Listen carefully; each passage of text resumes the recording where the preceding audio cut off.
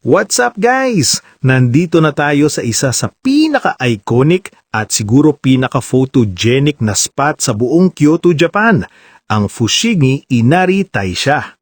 Grabe, kitang-kita nyo naman yung kulay, di ba? Ramdam na ramdam yung energy dito kahit napakaraming tao. Kung naghahanap kayo ng cinematic shots at spiritual experience, eto na yon. Tara, samahan nyo ko. Aakyat tayo at lilibutin natin ang libo-libong Torii Gates. Bago tayo humataw sa pag-akyat, alam nyo ba kung bakit special ang lugar na to?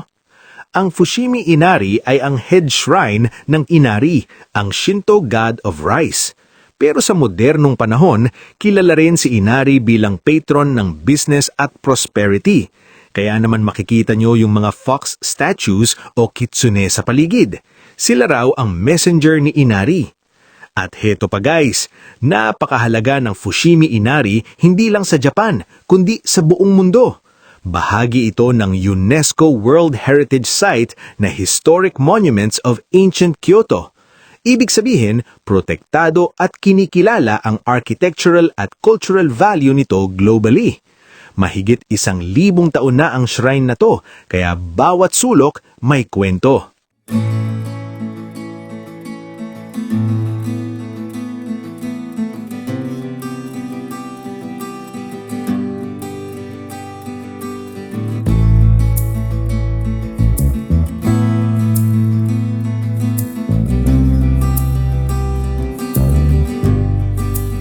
Ang Senbon Torii o ang Thousand Torii Gates.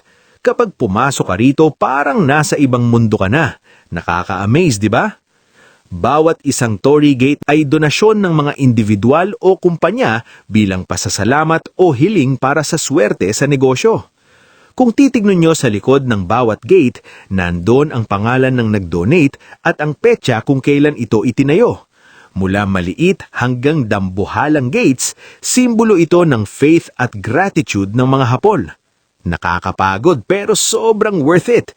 Kahit hanggang dito lang muna tayo sa baba, yung maranasan mong maglakad sa ilalim ng libo-libong gates, ibang klaseng fulfillment.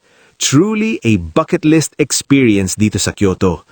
Sana nagustuhan nyo ang mabilis nating tour at sana nakakuha kayo ng tips para sa susunod nyong Japan trip.